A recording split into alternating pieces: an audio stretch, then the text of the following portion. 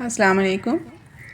سوال ہے کہ ناخن پالش یعنی نیل پالش یا لپسٹک لگا کر نماز پڑھنا کیسا ہے؟ کیا نماز ہوگی یا نہیں؟ سب سے پہلے تو یہ بات سمجھیے کہ نماز کی کنجی طہارت ہے۔ طہارت نماز کی کنجی ہے اور بغیر طہارت کے نماز نہیں ہوتی۔ اب سب سے پہلے تو یہ جاننا چاہیے کہ آیا لپسٹک لگا کر یا نیل پالش لگا کر وضو کرنے سے وضو بھی ہوگا یا نہیں؟ تو اس کا جواب یہ ہے کہ نیل پالش لگا کر وضو کرنے سے وضو نہیں ہوتا اور نہ ہی غسل ہوتا ہے۔ اب نہ ہونے کی وجہ یہ نہیں ہے کہ نیل پالش حرام ہے، اس کی وجہ سے نہیں ہوتا، بلکہ غسل اور وضو نہ ہونے کی وجہ یہ ہے کہ جو نیل پالش کا کلر ہوتا ہے یہ نیلز کے اوپر اپنی ایک لیئر یعنی تہ بنا دیتا ہے۔ بعض خواتین کہتی ہیں کہ مہندی بھی تو کلر ہے، جب مہندی کے لگانے سے وضو اور غسل ہو جاتا ہے تو نیل پالش سے کیوں نہیں ہوتا؟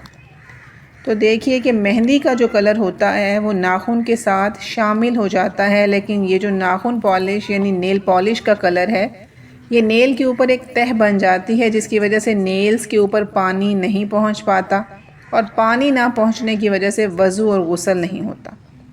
جب وضو ہی نہیں ہوگا، غسل ہی نہیں ہوگا تو پھر نماز کیسے ہوگی؟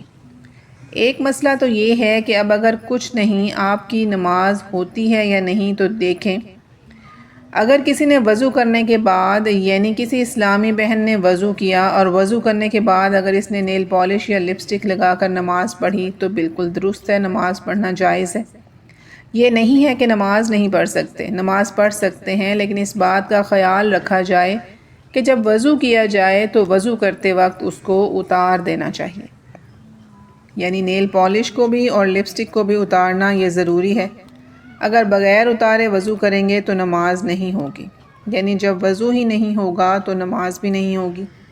لیکن یہ سمجھنا کہ ناخن پالش یا نیل پالش حرام ہے، اس کو لگا کر نماز پڑھیں گے تو نماز نہیں ہوگی، نماز ہو جاتی ہے اگر وضو کے بعد لگائی جائے۔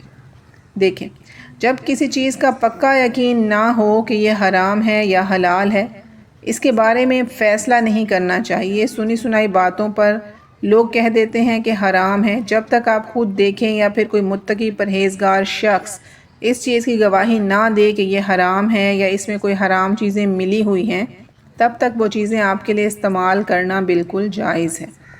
نیل پالش اور لپسٹک لگا کر نماز پڑھنا بالکل جائز اور درست ہے، اور نماز بھی ہو جاتی ہے، لیکن اگر وضو کرتے وقت اس کو لگایا ہے تو اس کا اتارنا ضروری ہے۔